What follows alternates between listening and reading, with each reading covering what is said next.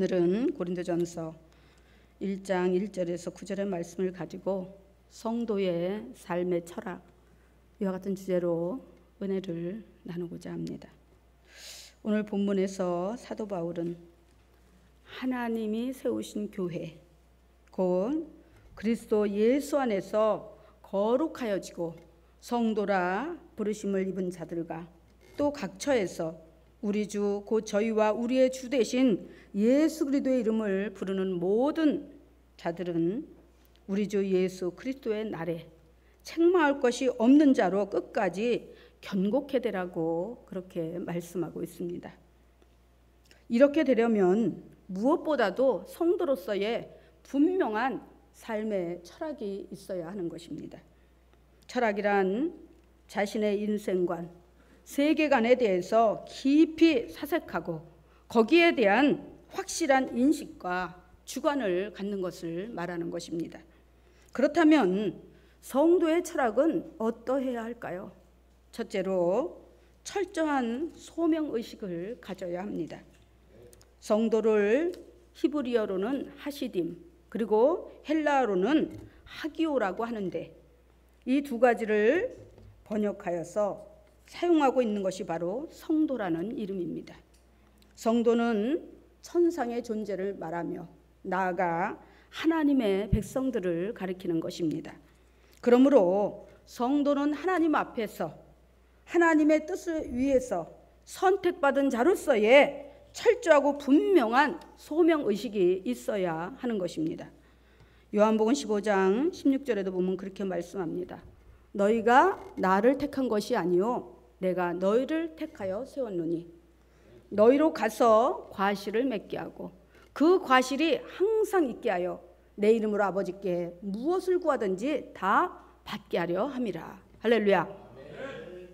바로 이 말씀은 우리가 하나님을 택한 것이 아니고 하나님께서 여러분 한 분 한 분을 불러서 하나님의 백성 삼으시고 성도라고 이 교회에 바로 믿음의 공동체 안에 불러주신 것을 말씀하고 있는 것입니다.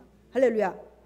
이보다 더 하나님이 우리를 콜링하셨다는 분명한 확신이 어디에 더 있겠습니까? 바로 하나님께서 여러분 한 분 한 분을 택하시고 지명하여 불러주셨기 때문에 오늘 하나님 앞에 나올 수가 있었던 것입니다. 그리고 하나님께서 우리에게 부여하신 명령, 하나님이 여러분을 너는 내 것이라 지명하여 불러주셔서 그냥 무조건 그냥 교회 안에서 왔다 갔다 하면서 그렇게 살라는 것이 아니라 바로 내가 너희에게 원하는 것은 바로 열매야. 성도답게 하나님의 자녀답게 거기에 합당한 너희의 삶의 그 자리에서 열매가 있어야 되지 않겠느냐 이렇게 말씀하고 있습니다. 그렇다면 성도는 무엇을 위해서 어떻게 살아야 할까요? 거룩한 하나님의 백성으로 부름받았으면 하나님의 백성답게 세상에서의 삶에 책임 있는 의식이 있어야 하는 것입니다.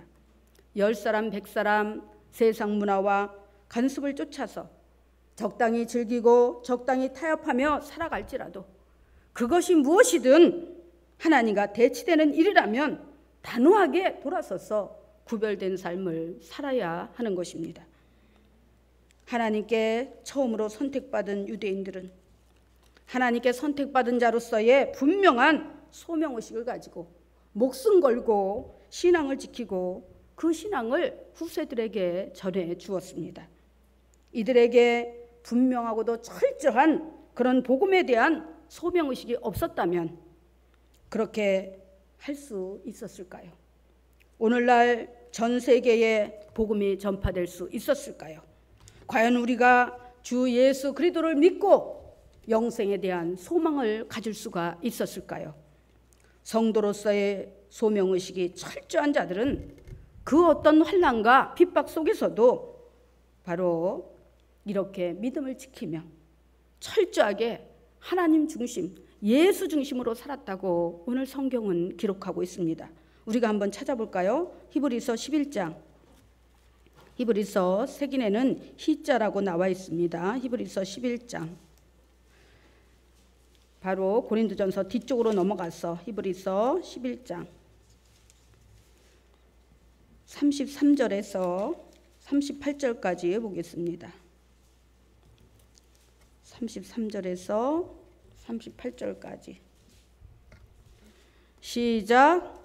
그들은 믿음으로 나라들을 이기기도 하며 의를 행하기도 하며 약속을 받기도 하며 사자들의 입을 막기도 하며 불의 세력을 멸하기도 하며 칼날을 피하기도 하며 연약한 가운데서 강하게 되기도 하며 전쟁에 용감하게 되어 이방 사람들의 진을 물리치기도 하며 여자들은 자기의 죽은 자들을 부활로 받아들이기도 하며 또 어떤 이들은 더 좋은 부활을 얻고자 하여 심한 고문을 받되 구차히 풀려나기를 원하지 아니하였으며 또 어떤 이들은 조롱과 채찍질 뿐 아니라 결박과 옥에 갇히는 시련도 받았으며 돌로 치는 것과 톱으로 켜는 것과 시험과 칼로 죽임을 당하고 양과 염소의 가죽을 입고 유리하여 궁핍과 환난과 학대를 받았으니 이런 사람은 세상에 감당치 못하느니라. 그들이 강야와 산과 동굴과 토굴에 유리하였느니라. 아멘.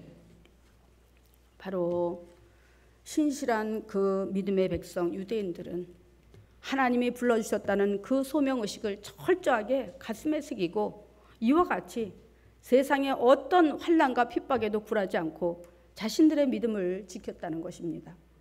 오늘 이렇게 문자적으로 기록이 되어 있으니까 우리가 실감하지 못하는지 모르지만 톱으로 켠다는 거 한번 상상을 해보세요.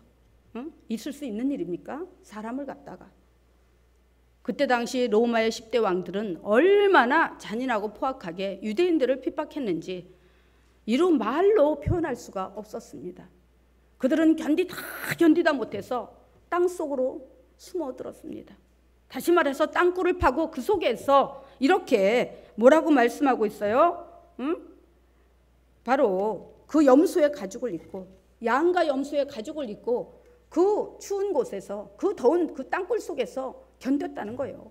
얼마 동안을 견뎠느냐? 약 250년 동안을 견뎠습니다. 2세대 반이 지나도록 그곳에서 살면서 계속해서 그들은 자기의 후손들에게, 자기의 자녀들에게 예수 그리스도를 잊지 않게 하기 위해서, 복음의 말씀을 잊지 않게 하기 위해서 그들에게 계속해서 대를 이어서 복음을 전수해 주었던 것입니다. 할렐루야. 그 결과 오늘날 저와 여러분이 정말 죄악 가운데서 죽을 수밖에 없었는데 한평생을 사단 마귀에게 종노릇하면서 그렇게 가치 없이 죽을 수밖에 없었는데 웬 은혜요, 웬 사랑인지 바로 그들의 신앙의 그 바로 보존으로 인하여 또 전수로 인하여 우리가 예수 그리스도를 믿고 이렇게 소망 가운데서 천국을 기대하고 소망하면서 우리가 하나님 안에서의 아름다운 삶을 누리게 되었다는 사실입니다. 할렐루야. 믿으십니까? 그렇다면 우리는 마땅히 바로 지금 이 시대에 어떤 환경 속에서 어떤 환난이 있고 어떤 어려움이 있어도 십자가를 놓지 말아야 하는 것입니다. 복음을 외면하지 말아야 하는 것입니다. 할렐루야. 그런데 안타깝게도 부끄럽고 정말 부끄럽게도 우리의 믿음은 너무나 쉽게 흔들리고 너무나 쉽게 세상 것과 바꾸어 버린다는 사실입니다. 코로나 때문에 믿음을 떠난 자들이 부지기수이고 믿음이 없는 초보 신앙을 가진 자들이 그랬다면 그럴 수도 있겠다고 이해할 수 있어요. 그러나 이렇다 하는 내노라 하는 교회 중직들이 하나님의 말씀 복음을 초계같이 버리고 세상으로 갔다는 사실입니다. 그 때문에 약 3, 4년 동안 한국교회가 15,000교회가 문을 닫았습니다. 앞으로 2024년도까지 1,000교회가 문을 닫을 예정이라고 합니다. 왜 이런 일이 벌어지고 있는 것일까요? 왜 이런 일이 일어나고 있는 것일까요? 주님은 분명히 우리 한 사람 한 사람을 부르셨다고 그렇게 말씀을 하셨는데 바로 부름을 받은 자들이 소명의식은커녕 어떤 책임과 의무감도 다 저버리고 눈에 보이는 것만 추구하면서 세상으로 달려가기 때문에 영적인 싸움을 싸우며 하나님의 전신갑주로 무장하고 나에게 맡겨진 책임과 그 직임을 다 했을 때 과연 이런 일이 일어날 수 있었을까요? 우리는 다시 한번 자기 자신을 돌아봐야 합니다. 분명 성경에서는 말씀합니다. 안전하다 평안하다 할 그때에 임신한 여자에게 해산의 고통이 이른 것 같이 바로 주님은 도적같이 임한다고 말씀하고 있습니다. 노아의 때도 그랬고, 그리고 소돔과 고모라가 하나님 앞에 심판을 받아 무너질 때도 그러한 상황이었습니다. 그런데 누구 하나 그때를 예비하지 않았어요. 믿음으로 깨어있지 않았습니다. 오늘날도 마찬가지입니다. 우리의 구원의 관계는 하나님과 1:1의 관계입니다. 하나님은 한 생명이 천하보다 귀하다고 말씀하셨습니다. 왜 그랬을까요? 천하를 다 주어도 하나님은 우리 한 생명과 결코 바꾸지 않으신다는 거예요. 근데 우리는 어떨까요? 세상에 눈에 보이는 것 조금만 있어도 그것을 얻기 위해서 하나님의 그 십자가의 사랑을 외면하고 버려버립니다. 이런 자들이 과연 소명의식이 있는 자들일까요? 성도로서의 분명한 삶의 철학을 가지고 사는 자들일까요?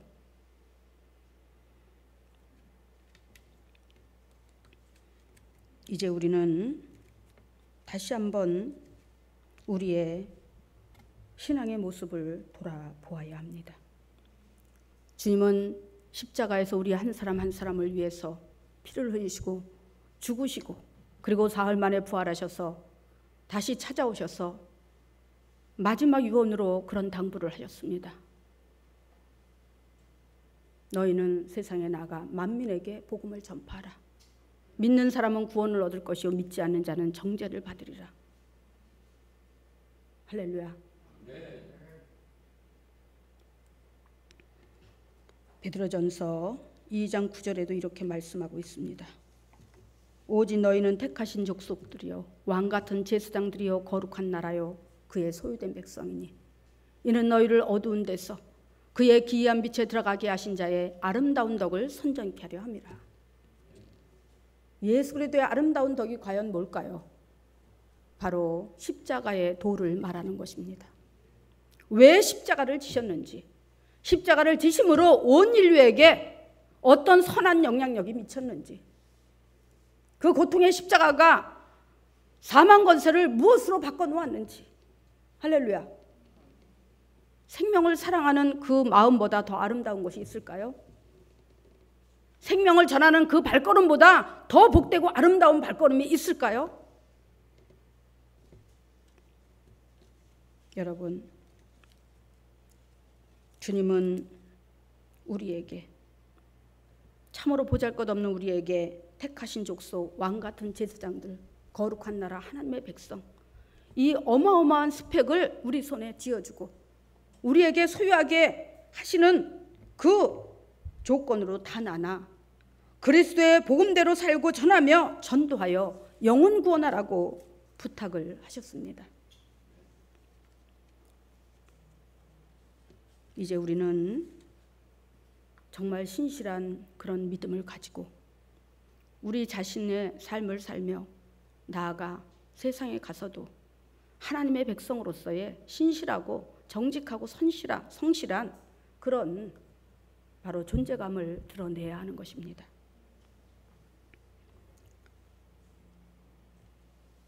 인생의 가치를 아는 자라면 언제 어디서나 소속된 곳에서 소명의식을 갖고 살아야 합니다.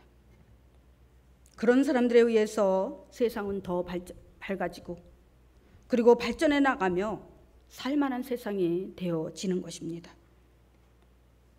그 옛날 우리가 일본의 나라를 빼앗기고 굴욕과 수모 속에서 살던 36년의 일제 강점기는 대한민국 사람이라면 결코 잊을 수 없는 아픈 역사의 흔적일 것입니다. 그런데 소수의 사람들이 가슴에 불붙는 민족애와 나라와 국민의 주권을 되찾기 위한 소명의식이 그 거대한 일본 제국을 밀어내고 36년에 족쇄를 풀어내고 드디어 1948년 8월 15일 대한민국 정부를 수립하고 당당히 자유민주국가를 재건하게 되었던 것입니다. 사랑하는 성도 여러분, 보이는 것만 보지 마시고 비가시적이지만 분명 존재하시고 살아계시는 바로 그 하나님께 여러분이 부르시고 택하셨다는 그 철저한 소명의식을 가슴에 각인하시기 바랍니다. 그리고 그 분명한 신앙 철학을 가지고 세상을 이기고 자신을 이기면서 하나님의 나라를 강건하게 세워나가는 여러분이 되시기를 주님의 이름으로 축원합니다. 그 다음에 두 번째는 하나님의 뜻에 철저히 순종해야 합니다. 고린도서를 기록한 사도 바울은 여러분이 잘 아는 것처럼 헬라 문화와 언어에 능통하고 그리고 헬라인들과 대화를 나누고 인생 철학을 논하는 데 있어서 결코 부족함이 없는 그런 사람이었습니다.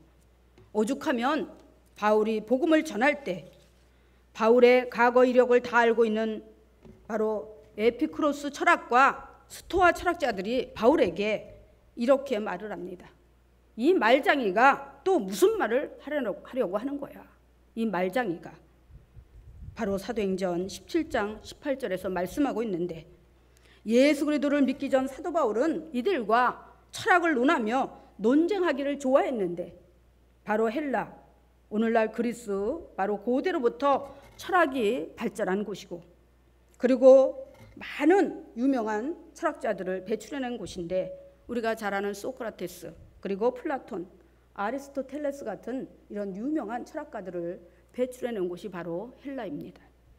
당시 알렉산더 대왕이 통일했던 대제국에는 헬라의 보편적인 시민의식과 문화를 따르는 헬레니즘 문화가 성행을 했는데, 헬레니즘 시대에 유행했던 두 철학 사조가 바로 에피쿠로스 학파와 스토아 학파입니다.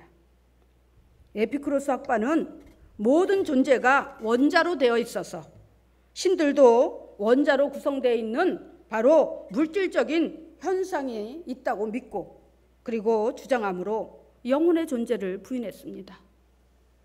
다시 말해서 신도 하나의 물질이다. 그래서 내세라는 건 있을 수도 없고 영적인 것은 존재할 수도 없다고 이렇게 말했습니다.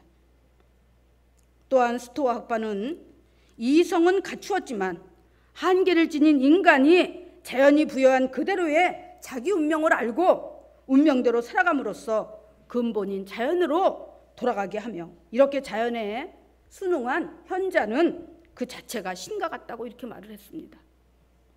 철저한 인본주의를 논하고 있는 것입니다.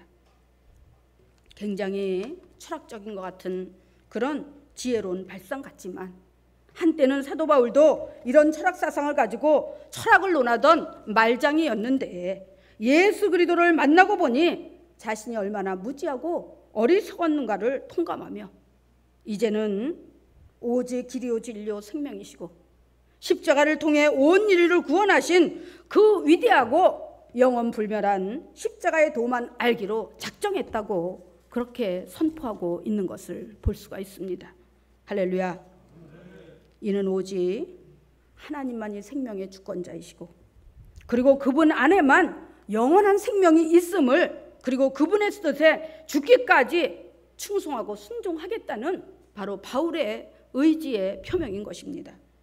우리도 마찬가지입니다. 세상에 살 때는 우리 모두 여러 종류의 우상을 섬기고 살았을 것입니다. 왜 그랬느냐 하면은 인간의 원조인 아담과 하와가 하나님의 사랑의 그늘에서 쫓겨나자 그 이후 사람들은 그 허무함과 두려움과 불안함에 무언가를 의지하고픈 나약한 그 심성 때문에 아무거나 붙잡고 살았던 것입니다. 그 중에 바로 사도행전 17장에 나오는 바로 아덴 지역에 수없이 많은 우상이 세워져 있는 것을 보면 우리는 좋게 알 수가 있는 것입니다. 우리나라도 마찬가지입니다. 제가 어렸을 때만 해도 종교의 바로 문화는 아덴 지역 종교 문화처럼 많은 종류의 우상들을 섬겼습니다. 제가 어렸을 때 시골에서는 이제 농사를 짓는데 가을에 이제 추수기가 되면은 추수를 다 거두고 나서 동네 사람들과 맛있는 그 떡을 나눠 먹으면서 감사하는 마음을 갖고자 그 파시르 떡을 거의 한 2말 정도는 풍성하게 그렇게 떡을 만들어요. 그래가지고 그것을 동네 집집마다 다 나눠 먹습니다. 그런데 나눠 먹기 전에 어떤 의식을 행하느냐? 부뚜막에도 갖다 놓고 장독대도 갖다 놓고 안방에도 갖다 놓고 대문간 앞에도 갖다 놓고, 이게 뭐예요?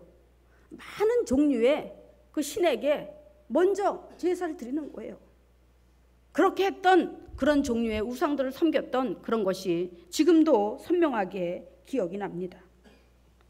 그러나 이제 만왕의 왕이요 만주의 주가 되신 예수 그리스도를 만나고 알고 보니 지난날 우리들이 행했던 그 행위들이 얼마나 무지하고 어리석은 주술적 행위였는지 깨닫게 되었던 것입니다. 할렐루야. 그렇다면 이제 우리는 어떠한 신앙을 가져야 할까요? 바로 주권자 하나님, 창조주 하나님, 우리를 구원하신 예수 그리스도 성자 하나님, 우리를 천국 가는 그날까지 삶의 모든 자리에서 에스코트 해주시는 보혜사 성령님을 믿고 성삼위일체 되신 하나님의 뜻에 철저히 순종해야 합니다. 할렐루야.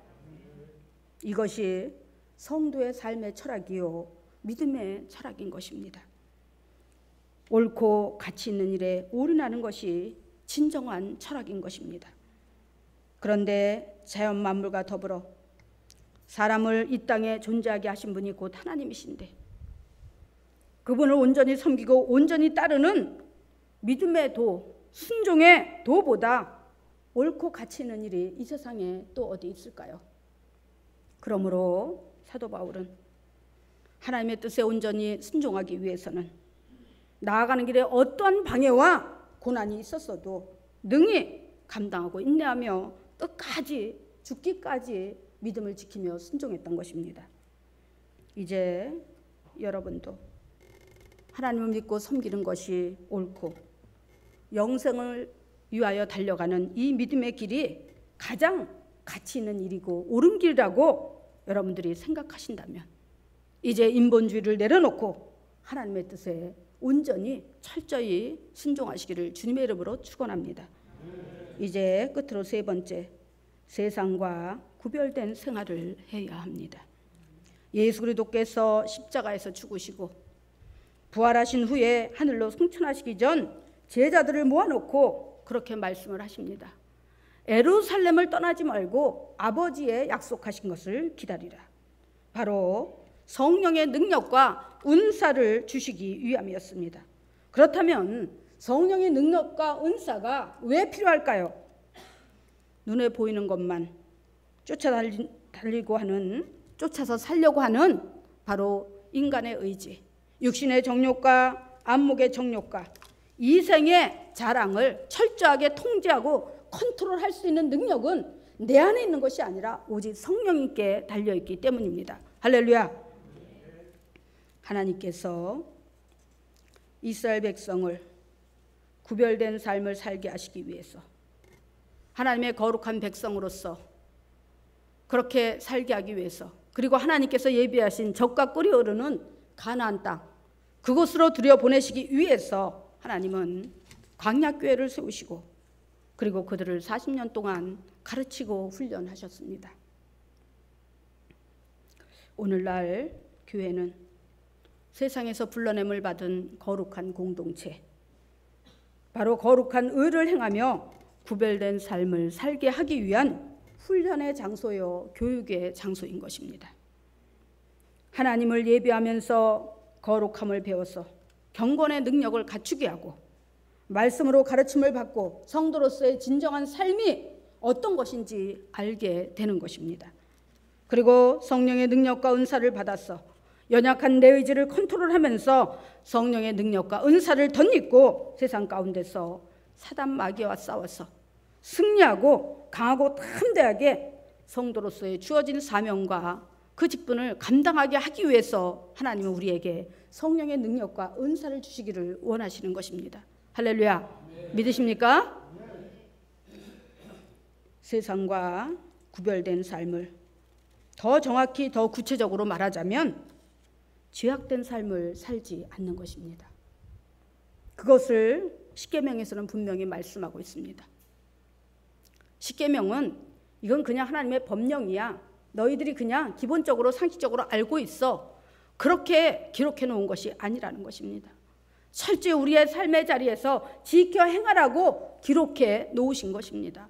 그래서 1계명부터 4계명까지는 바로 하나님과 인간의 관계를 기록해 놓으신 것입니다.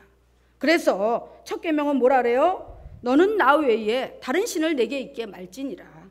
새긴 우상을 만들지 말고 그것들을 섬기지 말라. 너희 하나님 야훼 이름을 망령되이 일컫지 말라. 안식일을 기억하여 거룩하게 지키라. 이것이 바로 1계명부터 4계명까지 하나님과 인간의 관계를 기록한 것이기 때문에 대신계명이라고 우리는 말을 합니다. 그 다음에 5계명부터 10계명까지는 인간과 인간의 계명, 그래서 대인계명이라고 얘기합니다. 그래서 뭐라 그러느냐? 5계명부터는 바로 내 부모를 공경하라, 살인하지 말라, 간음하지 말라, 도적질하지 말라, 내 이웃의 것을 탐내지 말라, 내 이웃에 대하여 거짓 증거하지 말라, 이렇게 말씀합니다. 그렇다면 여러분이 이 십계명을 보고 아유 하나님, 나는 너무 어려워서 지킬 수 없어요. 너무 부담이 돼서 지킬 수 없어요. 과연 그럴까요? 그렇지 않다는 것입니다. 바로 여러분이 하나님을 사랑하면, 십자가의 은혜를 생각하면서 아, 하나님이 나 때문에 십자가를 지셨구나. 저 사람 때문에, 이 사람 때문이 아닌 나 때문에 하나님이 십자가를 지시고 십자가에서 죽으셨구나. 그 은혜와 희생을 생각하면 내 마음이 어떻게 해요? 사람이라면 감동이 되고 너무너무 마음이 아파야 되는 것입니다. 그래서 그래, 하나님이 나 때문에 저렇게 죄 없이 죽으셨는데 내가 적어도 사람이라면 10,000분의 1이라도 보답하는 삶을 내가 살아내야 되지 않을까, 이렇게 생각하면서 하나님을 사랑하는 그 마음 때문에 열심히 하나님을 섬기고, 이제 과거에 섬겼던 그런 우상들을 다 내려놓고 하나님을 섬기면서 하나님이 과연 어떤 하나님인지 알기를 원해서 말씀도 보고, 또 사람을 의지하지 않고 내가 이제 하나님을 섬기기로 했으니까 문제가 있으면 크고 작든 간에 하나님 앞에 기도하면서 하나님, 제가 이러이러한 일이 있습니다.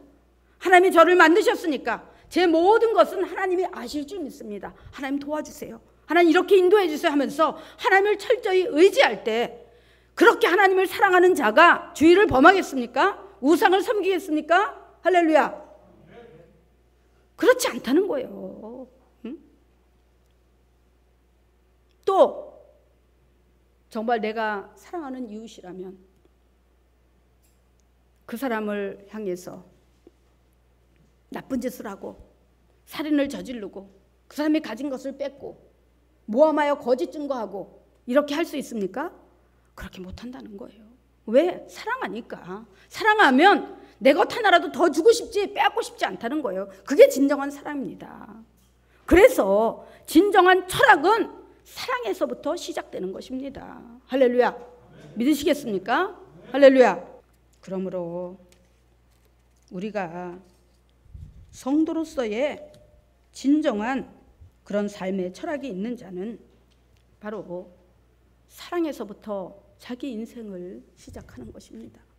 하나님을 사랑하고 이웃을 사랑하고 그리고 내 자신을 사랑하면서 철학을 바로 뭐라고 말하느냐, 헬라어로다가 바로 필로소피아라고 얘기합니다. 필로는 사랑하다, 좋아하다라는 뜻을 가지고 있습니다. 소피아는 지혜라는 뜻입니다. 한마디로 말해서 지혜를 사랑하고 좋아한다는 얘기입니다. 그런데 그 지혜는 어디로부터 오는 것일까요? 바로 하나님께로 말미암는 것입니다. 그래서 바로 잠언 9장 10절에서는 그렇게 말씀합니다. 야훼를 경외하는 것이 지혜의 근본이요 거룩한 자를 아는 것이 명철이니라. 그런데 세상 사람들이 말하는 철학은 세상을 사랑하는 것을 말하는 거예요. 인본주의적으로 살아가는 것을 말하는 것입니다. 그런데 성도는 하나님 안에서의 삶의 철학은 뭐예요? 하나님을 사랑하고 이웃을 사랑하는 것입니다. 다시 말해서 하나님을 사랑함으로 잘 섬기고 하나님을 경외하고 하나님이 말씀하신 그 그리스도의 십자가의 사랑을 나누기 위해서 바로 내 생명을 아끼는 것처럼 이웃의 생명을 아끼면서 그들을 사랑하는 것이 바로 성도의 진정한 철학이라는 것입니다. 아시겠습니까? 할렐루야.